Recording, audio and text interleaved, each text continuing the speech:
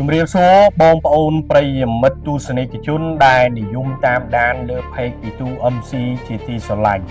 នៅក្នុងថ្ងៃនេះខ្ញុំចង់នាំអារម្មណ៍របស់បងប្អូនប្រិយមិត្តទស្សនិកជនទៅដឹងរឿងរ៉ាវពាក់ព័ន្ធទៅនឹងទូកងោ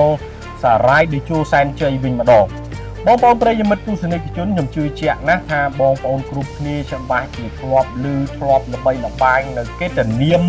និងភាពល្បីល្បាញយ៉ាងរន្ទឺខ្លាំងមែនទែនរបស់ទូកងោសារាយតេជោសែនជ័យក៏ប៉ុន្តែខ្ញុំក៏ជឿថាបងប្អូនមួយចំនួន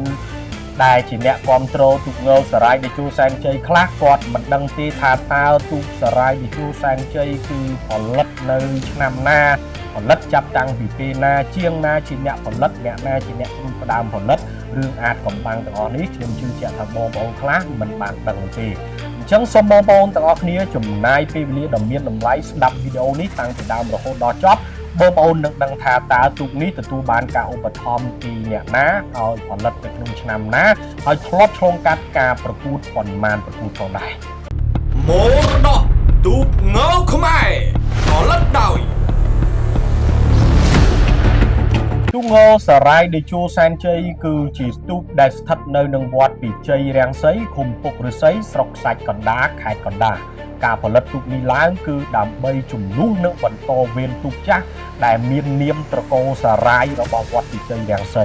បានន័យថាវត្តពីជ័យរាំងសីគឺមានទូកតាំងពីបរមបុរាណមកម្លេះដែលមានប្រើប្រាស់នៅនាមត្រកូលដើមថាសារាយ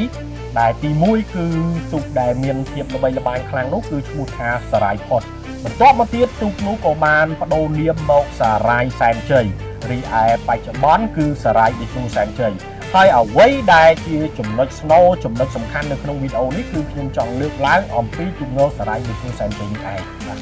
ទូកងោសារាយតេជោសែនជ័យគឺជាទូកដែលផលិតដោយស្នាដៃជាងហួរនិងផ្ដួចផ្ដើមការផលិតដោយលោកសាន់សុកហៀងនិងភរិយាព្រមទាំងបុត្រផងដែរដែលផលិតឡើងថ្ងៃទី3ខែកក្កដាឆ្នាំ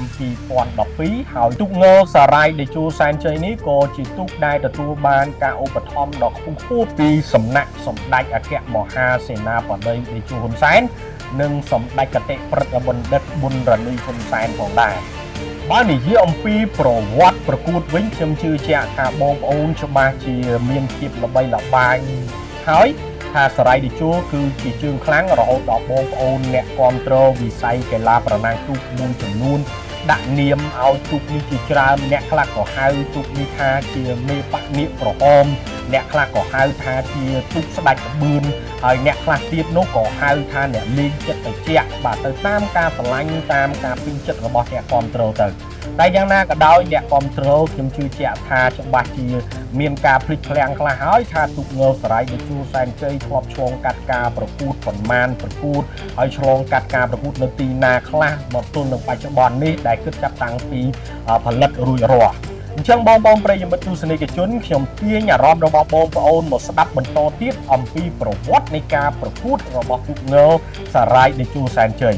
ទូកងោសារាយតេជោសែនជ័យរបស់យើងគឺគាត់បានឆ្លងកាត់នៅការប្រកួតជាច្រើនកន្លែងមានទាំងការប្រកួតនៅក្នុងកម្មវិធីបុណ្យទន្លេការប្រកួតថ្នាក់ខេត្តក៏ដូចជាការប្រកួតថ្នាក់ជាតិផងដែរការប្រកួតរបស់ទូកងោសារាយតេជោសែនជ័យបើយើងគិតអំពីការប្រកួតនៅក្នុងកម្មវិធីបុណ្យទន្លេក៏ដូចជាកម្មវិធីថ្នាក់ខេត្តដែលរៀបចំឡើងដោយរដ្ឋបាលខេត្តកណ្ដាលគឺគាត់បានធ្វើការប្រកួតចំនួន10លើកក្នុងនោះគាត់ប្រកួតរហូតដល់ទៅ40ប្រកួតឯណោះរីឯជ័យជំនះវិញនោះពិតជាមិនធម្មតាទេក្នុងការប្រកួត40ប្រកួតនៅក្នុងទឹកដីនៃខេត្តកណ្ដាលគាត់ទទួលបានជ័យជំនះរហូតដល់37ប្រកួតហើយលទ្ធផលចាញ់ត្រឹមតែ3ប្រកួតតែប៉ុណ្ណោះ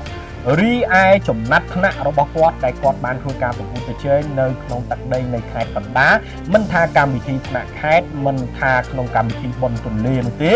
គឺគាត់ទទួលបាននៅជ័យលេខ2ចំនួនលេខ1រហូតដល់ទៅ8ដងឯណោះរីឯជ័យលេខ2នៃ2គាត់ទទួលបានចំនួន2ដងផងដែរកំណត់ត្រាដ៏អស្ចារ្យមួយនេះវាពិតជាធ្វើឲ្យអ្នកគ្រប់គ្រងរំភើបនិងស្ញោចសរសើរខ្លាំងមែនទែនប៉ុន្តែកំណត់ត្រារបស់គាត់ត្រឹមតែប៉ុណ្ណេះយើងគិតថាអស្ចារ្យយើងគិតថាវាគួរឲ្យស្ញប់ស្ញែង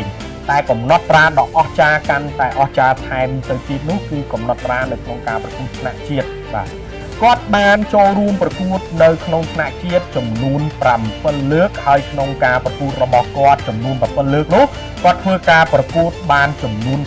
42ប្រកួតហើយជ័យជំនះដែលគាត់ទទួលបានគឺ28ប្រកួតនិងចាញ់14ប្រកួតនៅក្នុងកម្មវិធីថ្នាក់ជាតិដែលគាត់បានចូលរួមប្រកួតអស់រយៈពេល7ឆ្នាំឬក៏យើងអាចនិយាយបានថាចំនួន7ដងនៃការចូលរួមក្នុងព្រះរាជពិធីបុណ្យអុំទូកបាននៅក្នុងកម្មវិធីថ្នាក់ជាតិរបស់យើងហើយយើងមកដឹងថាកំណត់ត្រាបន្ទាប់ពីគាត់ទទួលបានការជោគជ័យខ្លាំងនៅខេត្តហើយគាត់មកជោគជ័យបន្តទៀតនៅឯថ្នាក់ជាតិនេះថាតើសមិទ្ធផលគាត់ទទួលបានអ្វីខ្លះក្នុងនោះសារាយតេជោសែនជ័យគឺជាទូកមួយដែលបានបំបែកឯកតកម្មអាចបំបែកនៅកំណត់ត្រាថ្មីដែលជាទូកដែលទទួលបានទូកមួយឈ្មោះមួយដែលទទួលបានជ័យលាភីជើងឯកនោះគឺច្រើនដងគេបានន័យថាទូកខ្លះធ្លាប់ទទួលបានចំណាត់ថ្នាក់ម្ដងពីរដងរីឯសារាយតេជោសែនជ័យគាត់អាចបានលើសច្រើននឹងទៅទៀតទៅបាទអញ្ចឹងបងប្អូនយើងមកដឹងទាំងអស់គ្នាថាកំណត់ត្រាដែលគាត់បានធ្វើនៅក្នុងកម្មវិធីថ្នាក់ជាតិទទួលបានអ្វីខ្លះក្នុងនោះគឺក្នុងការប្រកួតរបស់គាត់ដែលចំនួន42ប្រកួតនោះនៅក្នុងរយៈពេល7ឆ្នាំនេះគឺគាត់ទទួលបានចំណាត់ថ្នាក់លេខ1ចំនួន3ដងដែលជាចំណត់ថ្នាក់មួយគួរឲ្យឆ្ងល់សរសើរមែនទែនបាទគឺគាត់ទទួលបានលេខ1ទូទាំងប្រទេសចំនួន3ដងនិងលេខ2ទូទាំងប្រទេសឯណោះចំនួន2ដងហើយគាត់ក៏ទទួលបានចំណាត់ថ្នាក់លេខ4ទូទាំងប្រទេស1ដងផងដែរហើយបងប្អូនប្រិយមិត្តទស្សនិកជនដឹងទេថាក្នុងចំណោមការប្រកួតរបស់គាត់ដែលយើងអាចនិយាយបានថាសរុបទាំងថ្នាក់ជាតិទាំងថ្នាក់ខេត្តនិងបុណ្យទន្លេគាត់បានធ្វើការប្រកួតចុះទៅប្រកួតចំនួន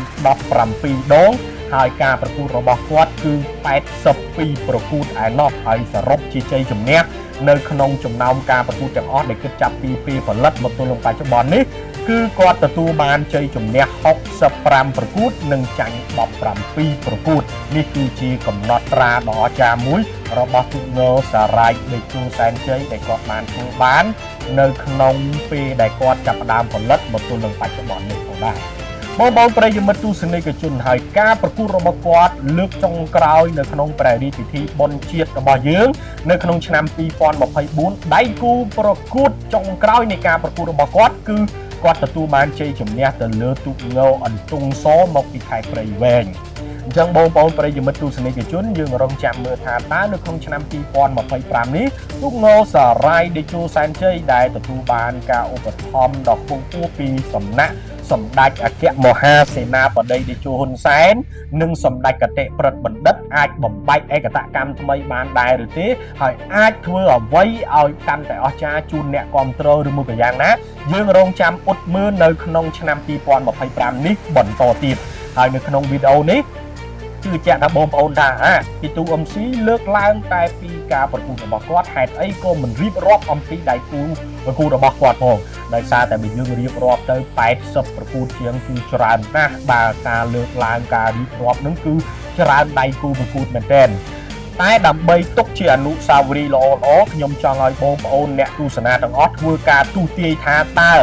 ក្នុងចំណោម80ប្រកួតជាងរបស់គាត់នេះតើគាត់ធ្លាប់ឈ្នះទូកណាខ្លះធ្លាប់ចាញ់ទូកណាខ្លះហើយដៃគូណាដែលជាដៃគូដ៏យល់ចិត្តនិងស្វិតស្វាញហើយឧស្សាហ៍ជួបជាងគេបងប្អូនធ្វើការ comment ខាងក្រោមវីដេអូនេះទាំងអស់គ្នាតើធ្លាប់ចាញ់ទូកណាធ្លាប់ឈ្នះទូកណាបងប្អូនចាំបានប្រមាណធ្វើការ comment នៅខាងក្រោមនេះទាំងអស់គ្នាហើយដៃគូយល់ចិត្តរបស់គាត់គឺទូកណាបងប្អូនអាចធ្វើការ comment ខាងក្រោមវីដេអូនេះបាទអញ្ចឹងបងប្អូនកុំភ្លេចធ្វើការ comment ទាំងអស់គ្នាដើម្បីជាការរំលឹកអនុស្សាវរីយ៍ក៏ដូចជាការចងក្រងនៅអនុស្សាវរីយ៍ទុកល្អៗសម្រាប់វិស័យកីឡាប្រណាំងទូករបស់យើងនៅក្នុងវីដេអូនេះគឺមានតែប៉ុណ្្នឹងទេយើងខ្ញុំសូមអរគុណនិងសូមជម្រាបលាជួយចែករំលែកវីដេអូនេះទាំងអស់គ្នាដើម្បីជាការលើកកម្ពស់វិស័យកីឡាប្រណាំងទូកនៅកម្ពុជា